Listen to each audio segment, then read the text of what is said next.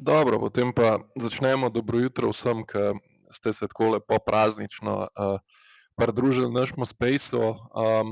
Ja, zdaj nekaj časa smo imeli pauze zaradi različnih težav, ki smo jih imeli, ampak zdaj po novem letu smo ponovno nazaj, bomo probali biti spet redni, tako kot skozi do zdaj po tekmah in pa tudi z umestnimi spacei. In danes, ja, zmaga Lakersov z izjemno dobro predstavo Luke, spet 120 proti 114, to je že druga zaporedna zmaga proti Memphisu na zadnjih dveh tekmah, s čimer je v bistvu Los Angeles nekoliko malo tudi umiril zdaj to negativno energijo, ki se je nabrala okoli ekipe, predvsem vemo, niso igrali dobro, notranja trenja nekako v ekipi ni tiste prave kemije. Vemo tudi, JJ je imel zelo veliko, predvsem po tekmah, narekovajih nekih takih izpadov, in je zelo videl, da je nekako zelo jezen in nekako se stvari niso poklopile. No. Zdaj pa končno, ja, pač spet dve zmagi, nekoliko se bojo zadeve malo umirile, malo utišale. Luka na tej tekmi, kot sem že omenil, res dober, 39 minut je odigral, 36 točk, 10-20 met iz igre, 40 trojka, se pravi 40 stoten za 3, 12-13 prosti meti, 9 skokov, 8 podaj, samo 3 izgubljene žoge. Tako da imel je tudi eno blokado plus 9 v teh 39 minutah in ja, ob pomoči LeBrona Jamesa z 26 točkami in Laravi je tudi 26 točk, v bistvu je celotna prva peterka precej dobro odigrala proti Memphisu in ja, zasluženo so zmagali. Highlight pa seveda tiste dve trojki Luke ob koncu tekme, no, s čimer je dejansko odločil zmagovalca, ampak ja, Matej, ti si verjetno bolj podrobno spremljal tekmo, tako da ti dam kar besedo.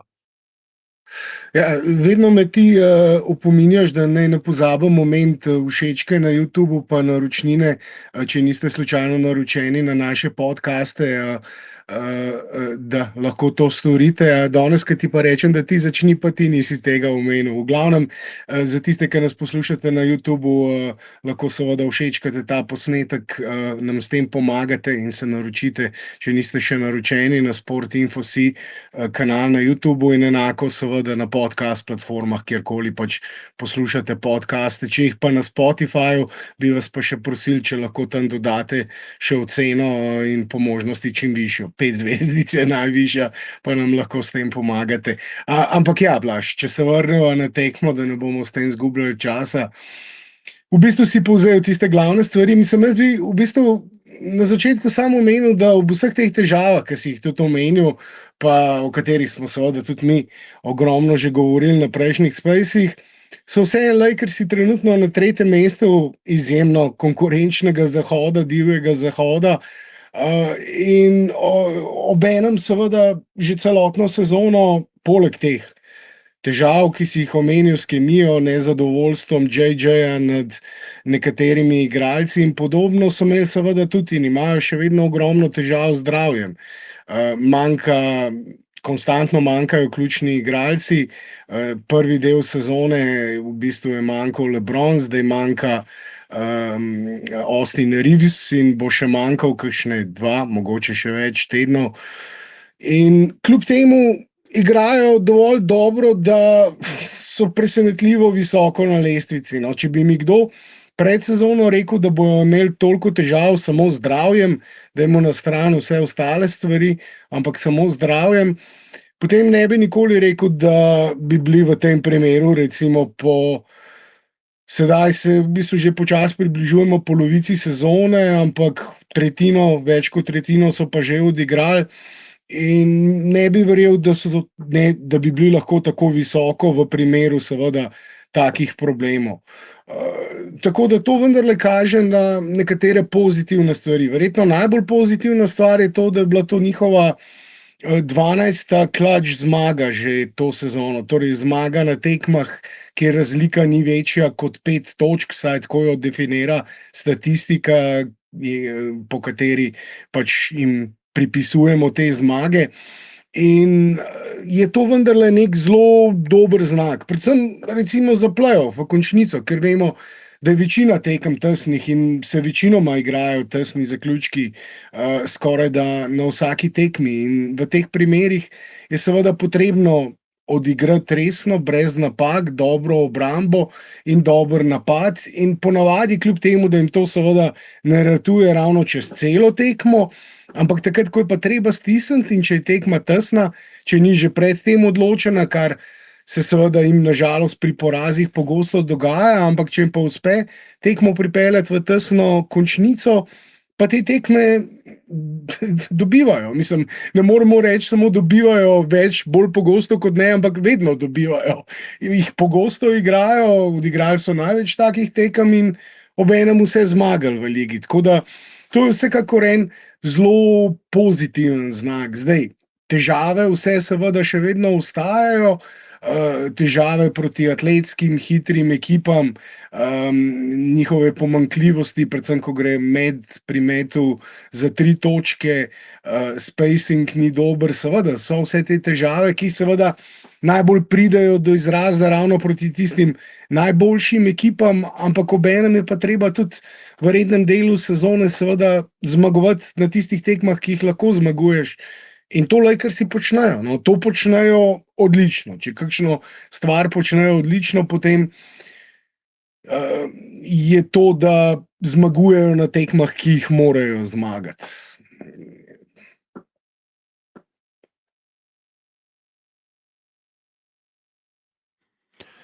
Ja, ampak hkrati pa spet pridemo do tistega, da imajo pa ta net rating, imajo pa še vedno najslabši izmed vseh ekip, ki so v bistvu v zgornji polovici lestvice, se pravi net rating med napadalnim in obrambnim indeksom, ker v obrambi pač enostavno niso dobri. To je pa nekaj, kar v bistvu bojo mogli nasloviti, če hočejo narediti korak naprej, ker jaz mislim, da večino težav, ki pri njih izhaja ven, je dejansko iz tega, da nimajo dobre obrambe, da ne igrajo dobre obrambe, ker se mi zdi, da napad vseeno, veš, z Reevesom, z Luko, z LeBronom in tako naprej napad, na koncu še vedno pač je ok.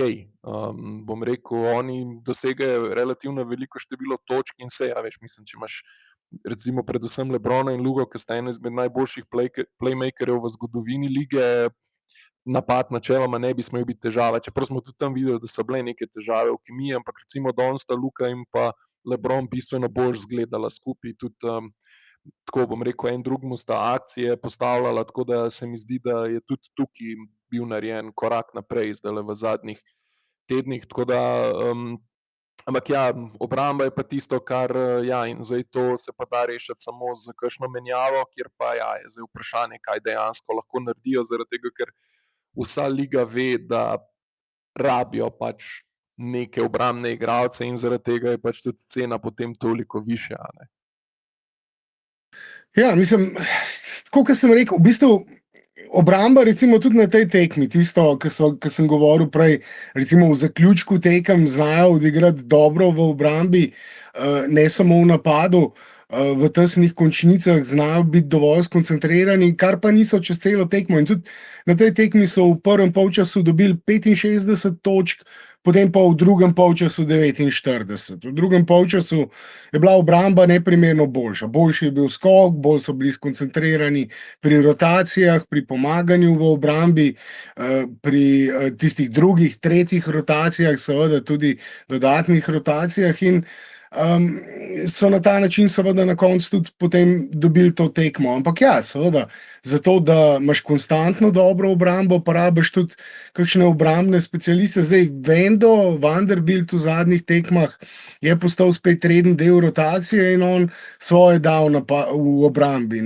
Napadu je bolj črna luknja, ampak je na zadnjih tekmah tudi sicer ne nocoj na tej tekmi zadeval trojke, tokrat je bil 0-4, ni zadev nobene, ampak na prejšnjih tekmah je zadev tam 1-2 trojki od 3-4 priložnosti, ki jih je dobil.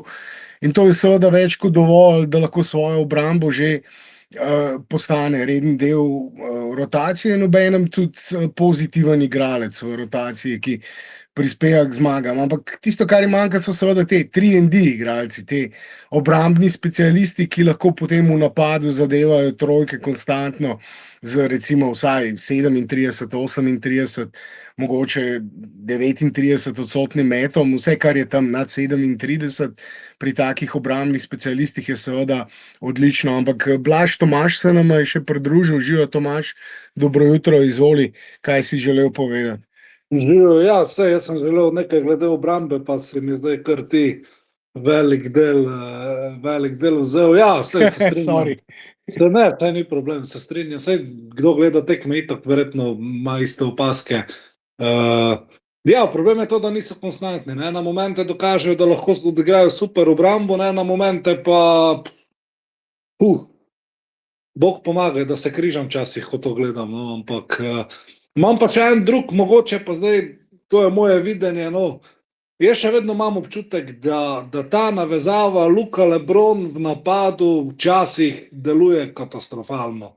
Da igra nima ne repa, ne glave, no, zdaj mogoče jaz drugače vidim kot vidva, ampak to je moje mnenje, da na momente nimajo nobene organizacije v napadu, ko sta ona dva v tandemu skupaj v napadu. Ja, meni se je zdelo, vsaj na zadnjih 2 tekmah, da je to bolje delovalo. Da je imela igra nekako bolj rep in glavo, oziroma več smisla, ko sta bila oba skupaj, da sta bila vpletena skupaj v več akcij, da je LeBron postavljal več blokov za Luko in obratno, tudi Luka nekaj blokov za LeBrona. Več takih akcij sem videl, no. LeBron v postu, Luka na trojki, ne nazadnje je tista prva od teh 2 trojk, s katerimi je Luka nekako prelomil, odločil tekmo, na koncu je prišla ravno iz ene take akcije, kjer je LeBron bil v postu in navlekel nase dodatnega obrambnega igralca, podal Luki in je ta zadev iz velike razdalje, seveda zaradi česa je imel tudi LeBron več prostora, oziroma njegov obrambni igralec, ki je prišel pomagati, je mogel daljšo razdaljo preteči. Tako da take akcije, zdaj, jasno je, da nikoli ne bo idealen fit to. Luka in LeBron nikoli ne bosta skupaj tako dobro sodila, kakor recimo sta Luka in Kyrie, ker tudi ni najbolj naraven fit, ampak čisto pozicijsko ni najbolj naraven fit, ker sta v obrambi oba najboljša na položaju številka 4, na položaju krilnega centra in obenem v napadu oba seveda nekako najbolje funkcionirata kot organizatorja. In zaradi tega nikoli ne bo ta naravni fit najboljši, ampak je pa nekaj pozitivnih znakov bilo, no, na teh zadnjih 2 tekmah, in če na tem lahko gradite, zdajle, ko Austina Reevesa ne bo, ko bo še nekaj časa odsoten, lahko mogoče iz tega nastane neka kombinacija, ki bo vsaj v svojih minutah na parketu recimo dobivala tekme. Mogoče ne z veliko razliko, ampak vsaj recimo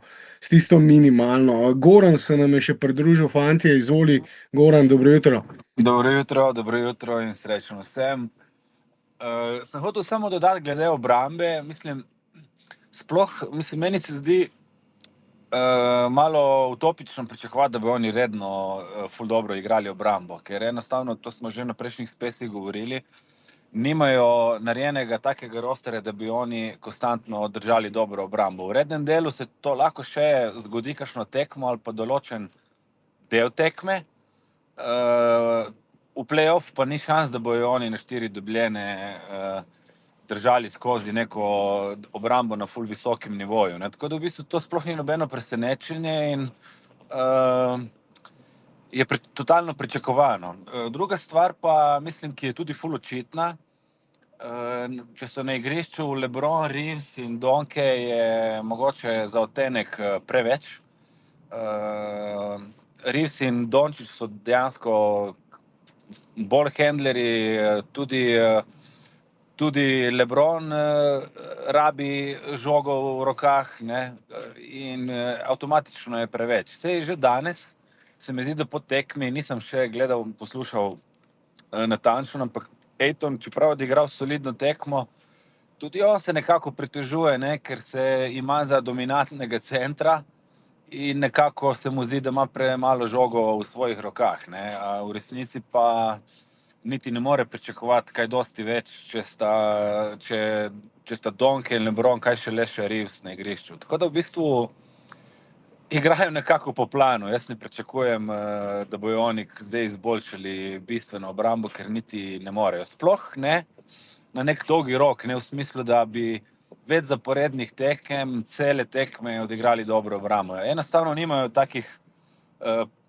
takega profila igralcev, ne. Oziroma jih je bistveno premalo. Ja, tukaj potem vedno pridemo do teh debat o tradih in a bojo kaj naredili to sezono, če nameravajo kaj narediti.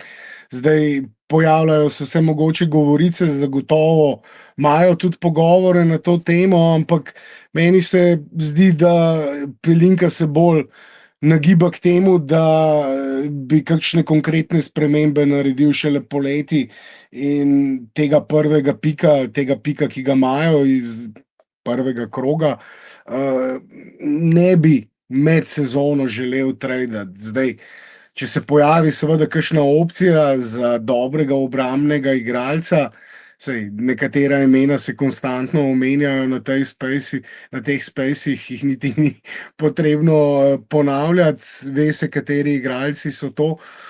Potem mislim, da bi se tak trade splačalo narediti in tudi prvi pik bi se splačalo. Zdaj nazadnje so se pojavile neke govorice okoli Brooksa iz Phoenix Sunsov, da ne bi bili neki pogovori na to temo, ampak ne verjamem, da ga lahko dobijo samo za en first pick, za en pik iz prvega kroga. Mislim, da ima trenutno dosti večjo ceno in ga tudi Sunsi ne bi kar tako dali, ker je ključen igralec zdaj za pri teh letošnjih zmagah Sunsov. Ravno po noči so premagali Oklahomo in je Dillon Brooks bil ključni igralec pri tej zmagi. Na obeh straneh parketa odličen in mislim, da bi tudi odlično sodil poleg Luke. Ampak ja, njega verjetno ne bojo mogli dobiti. Kakšen Herb Jones mogoče, njemu smo že ogromno govorili, ampak kakšen tak igralec bi zagotovo lahko pomagal. Mislim, da je ta ekipa še vedno, ob vseh teh težavah, ki smo jih omenjali, mislim, da so še vedno dovolj blizu tem najboljšim ekipam, da bi lahko s kakšnim dobrim tradom malce znižali to razliko in bili bolj konkurenčni v play-offu. Zdaj, a bi to pomenili, seveda to ne bo pomenili, da lahko postanejo ekipa na nivoju Oklahoma City Thunderjev, take globine in seveda takega talenta oziroma razlike v talentu samo v enem ali pa tudi v dveh, mogoče v treh, oziroma ne mogoče, v 3 ali 4 prestopnih rokih ne bi mogli nadoknaditi. Ampak lahko pa dovolj znižali to razliko, da seveda sezona je dolga, nikoli ne veš, kaj se bo zgodilo. Ne nazadnje vidimo, koliko poškodb je letos, in se podobno seveda lahko zgodi tudi v play-offu. In če si dovolj blizu, potem lahko že kakšen tak trade, recimo ob kakšnih nepredvidljivih okoliščinah, lahko pomeni že razliko v zmagi, recimo v napredovanju v določeni seriji ali pa izpadu. In zaradi tega jaz nisem seveda temu, ne nasprotujem tej ideji o tradu in upam, da bo Pelinka nekaj naredil. Ne vem, če bo v tem prestopnem roku, ampak upam v bistvu, da bo. Ja, zato vsi nekako upamo, da se bo kaj premaknilo, predvsem tudi iz vidika, da pokažejo nek interes, da hočejo tekmovati, ker ta neka pasivnost, ker se vemo, po celi ligi, če smo recimo poleti spremljali, vse ekipe, ki ciljajo na vrh, so pač včasih tudi preplačale kakšnega igralca, če so verjeli, da je ta prav kos v teh puzlih, ki jih sestavljajo ekipe. Medtem ko pri Lakersih je bilo vse skupaj zelo konzervativno, in to ne kaže nekih ambicij oziroma nekega pač interesa tekmovati to sezono. Zdaj, je to pravilno ali ne, to na koncu, to so različne filozofije.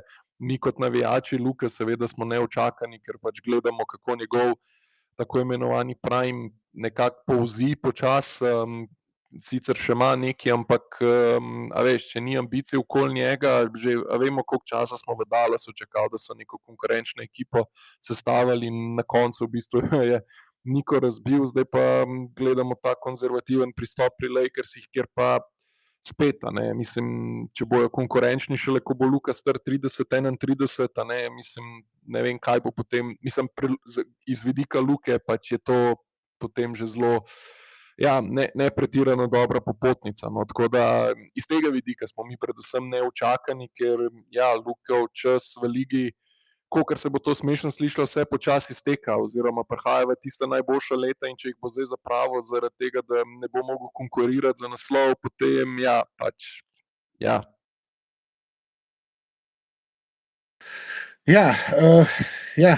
to je že stara debata, ki se konstantno ponavlja.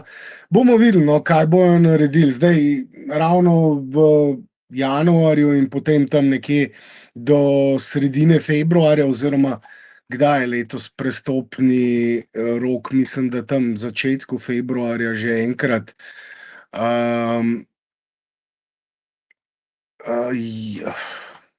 Zakaj mi ne napiše datuma? 5.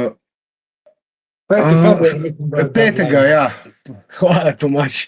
5. februarja, zdaj bo zagotovo ogromno teh trade govoric, ampak obenem je problem za Lakers tudi to, da bojo seveda vsi za njih držali visoko ceno, zaradi tega, ker vejo natančno, kaj rabijo in po mojem tudi zaradi tega, ker jim nobena ekipa noče pomagati ravno. Lakersi niso ravno priljubljeni, tudi Pelinka kot GM ni ravno priljubljen v ligi in tukaj bo seveda potrebno ogromno manevriranja in dobrega trgovanja, da bodo dobili kakšno konkretno ukrepitev, da ne bojo samo kakšne marginalne spremembe naredili. Izvoli, Goran. Kar se tiče v bistvu teh tradeov in tako, jaz v bistvu malček sem začel sumiti v Pelinku, ker če pomislim za nazaj, ne vem, kakšno je on, katera je njegova zadnja poteza, ki bi lahko rekel, da je vrhunska, ne? Ampak upam, da ima vsaj tista 2 lešnika v glavi, da upošteva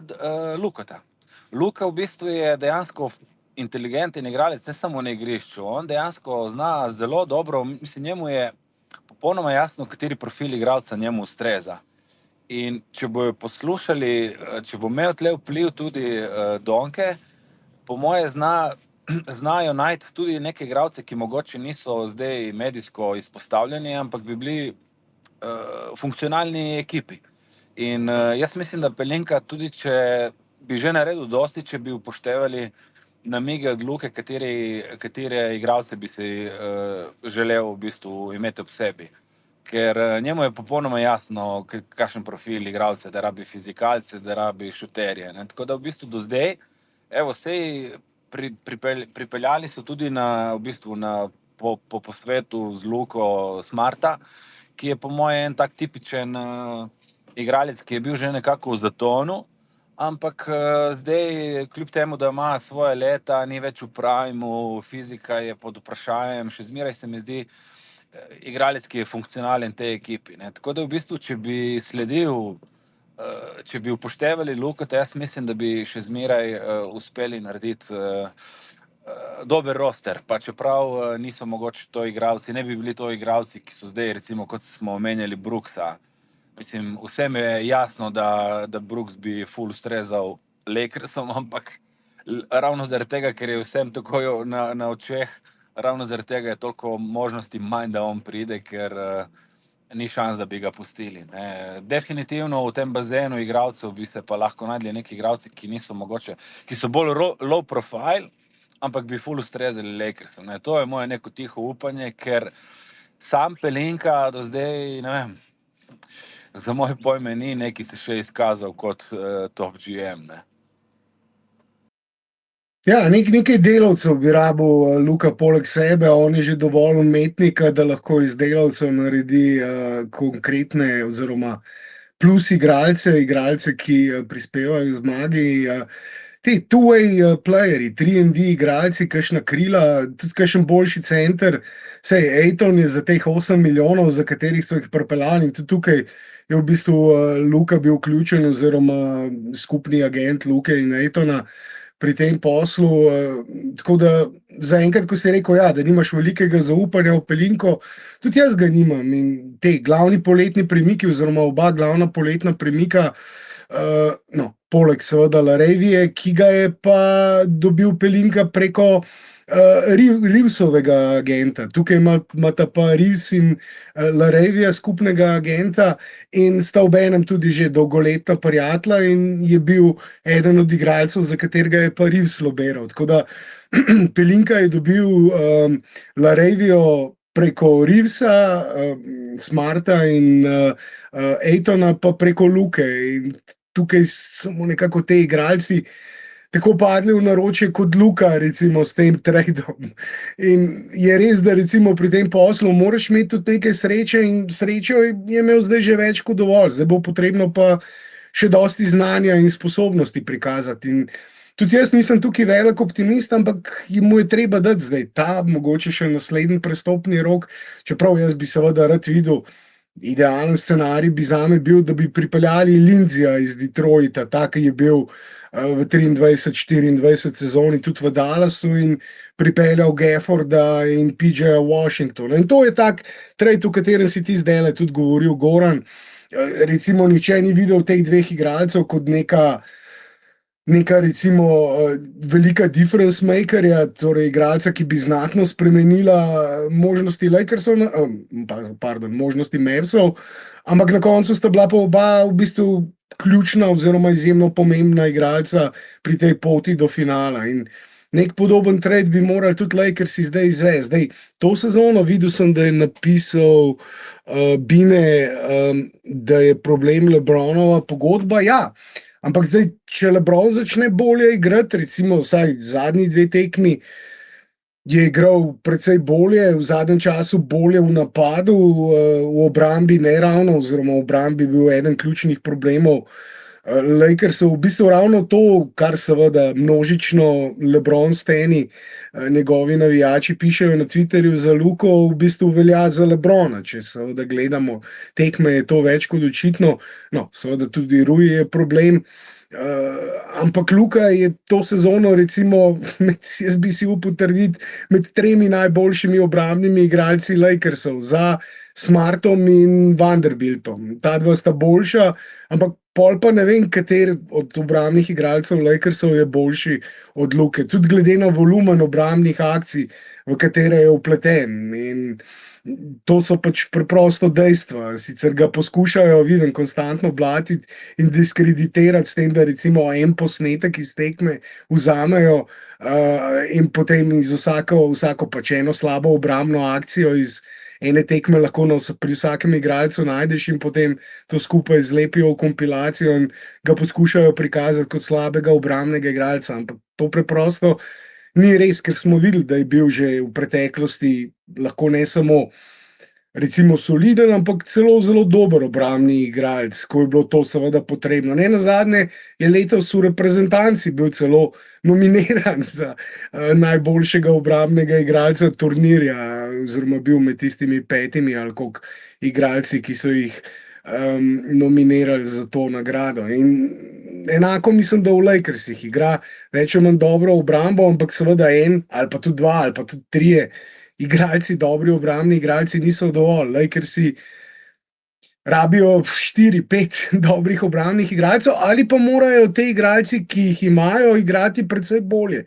In LeBron recimo vsaj zadnji 2 tekmi je bolje igral v obrambi, in če bo igral na tem nivoju, če ne bo recimo po domače povedano zabušaval na tem koncu parketa ali pa, ne vem, povsem z glavo bil nekje drugje, bo tudi njihova igra bolje izgledala. Tako da bomo videli. No. Jaz mislim, da tisto glavno, kar lahko potegnemo po zdaj, koliko 32 odigranih tekmah, 33 odigranih tekmah, je to, da ta ekipa ni slaba, ni dovolj dobra, da bi lahko recimo na tej točki bila v tistem najožjem krogu kandidatov za naslov, ampak tisto, kar se mi je pa zdelo že pred sezono, da bojo v tem širšem krogu kandidatov za naslov, pa mislim, da so dokazali, no, da jih lahko recimo damo med 8 najboljših ekip lige, 7-8 najboljših ekip lige, oziroma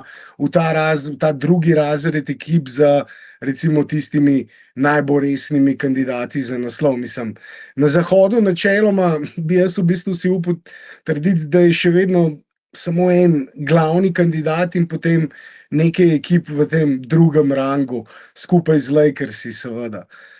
Na vzhodu je malce drugačna situacija, ampak tam se zna zgoditi, oziroma bo seveda na koncu slabša ekipa od zahodne prišla v finale, ne glede na to, kdo bo iz zahoda prišel v finale, oziroma mislim, da je vsaj 4 ali 5 ekip na zahodu boljših od najboljše ekipe na vzhodu. Ampak ja, to so zdaj že druge debate. Zdaj samo, če se navežem nazaj na Goranovo debato in Pelinke. Saj, če ima kaj pod strešjem urejeno, Pelinka samo pogleda model, kako je Dallas sestavil ekipo okrog Luke v tisti sezoni, ko so prišli v finale, pa tudi v zadnji, ne na zadnje. Če ne bi tradali Luko, jaz verjamem, da bi Dallas spet prišel prigural do finala, mogoče celo do naslova. Ja. Tukaj je dosti teh what if scenarijev, kaj bi bilo, če bi bilo, in o tem bomo verjetno še dosti govorili, tako kot o Lakersih. Bi še kaj dodali, Goran, Blaž? Jaz bi dodal glede LeBrona, ki letos igra malce toplo-hladno. Na trenutke se nam zdi, da se vleče po igrišču, da ga ne zanima, določene tekme podigra kar solidno. Jaz mislim, da LeBron, on je že v teh letih, ko izredno mu je popolnoma jasno, kakšna situacija je v ekipi in dobesedno kalkulira, ne.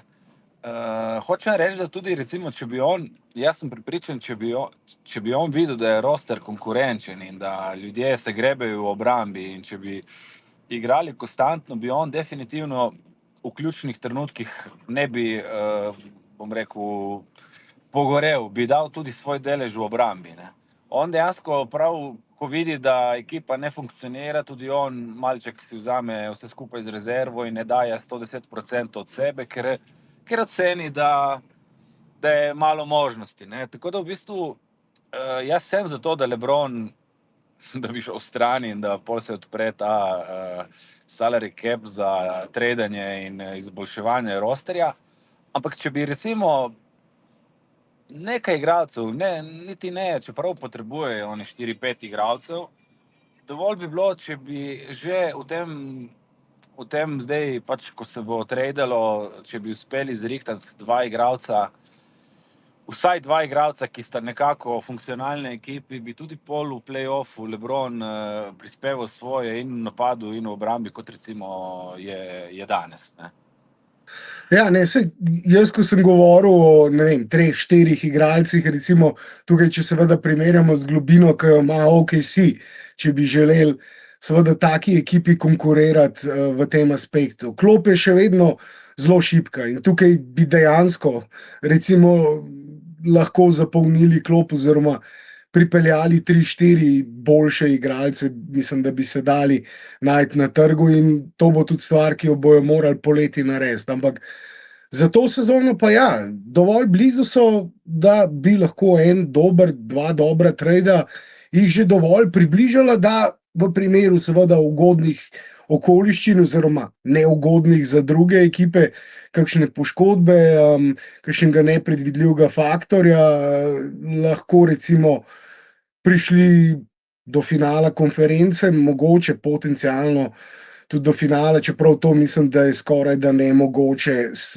samo z enim ali dvema tradoma. Ampak zato, da bi bili pa bolj konkurenčni v play-offu, pa mislim, da bi bilo možno. Mislim, pokazalo se je, da Oklahoma ni tak bav, kot so mnogi mislili in je premagljiva ekipa. Ne samo za Spurse, recimo, ki so več kot očitno neugoden matchup za njih, ampak tudi recimo za druge ekipe. Samo problem pri Lakersih je ravno to, da so v tem aspektu, da jim manjkajo tiste stvari, ki jih imajo vse te ekipe in morajo potem to kompenzirati z seveda drugimi stvarmi. So izjemno učinkoviti na postavljeno obrambo, ko se upočasni napad in pri metih za 2 točke iz rakete.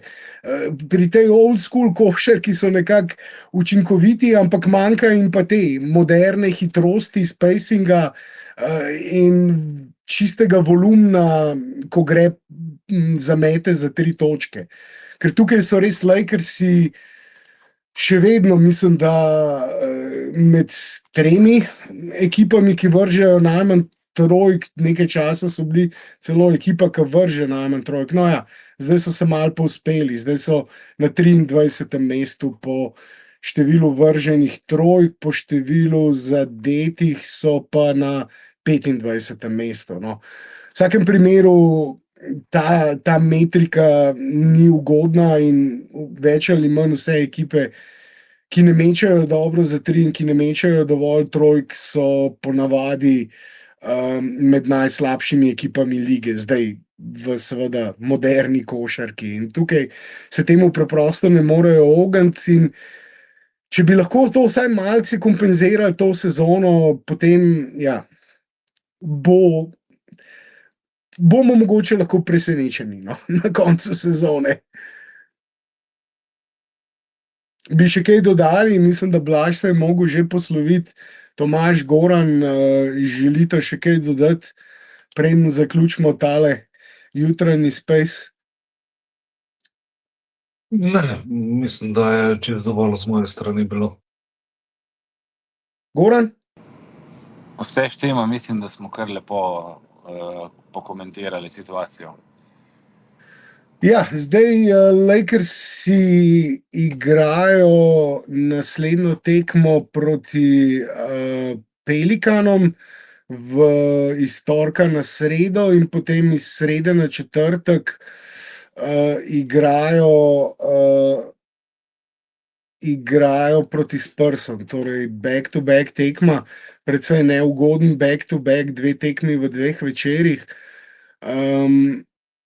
Bomo videli, no, v bistvu proti Pelikanom morajo zdaj, oziroma bi bilo seveda odlično, če bi lahko vpisali še eno zmago, zadržali zdaj to 3. mesto, poskušali potem mogoče Spurse premagati na naslednji tekmi, ampak ta tekma bo že spet potem en indikator tega, kje so Lakersi, so lahko mogoče kaj bolj konkurenčni tem atletskim hitrim ekipam, ali bomo že spet spremljali podobno zgodbo kot že na dostih tekmah to sezono in bomo seveda o tem tudi spregovorili potem na naslednjih spacih, verjetno naslednji že v sredo po tekmi s Pelikani, če ne pa zagotovo v četrtek po tisti tekmi s Spursi, ampak mislim, da bomo poskušali zdaj spet biti redni pa po vsaki tekmi imeti eno tako analizo.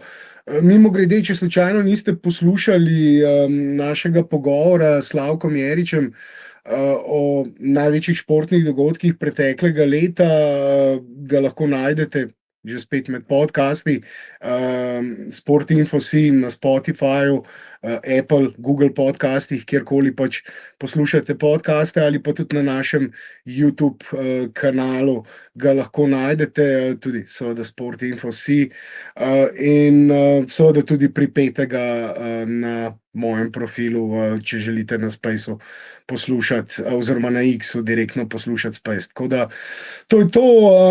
Hvala Goran, Tomaž, da ste se lahko tudi pridružila nama z Blažem zdajle in upam, da se boste lahko še dosti večkrat to sezono in upam seveda, da bomo lahko tudi dosti večkrat še govorili o zmagah, ne pa jamrali o porazih. Že, to je to, sem mislil, da boste še kaj rekla, ampak to je to.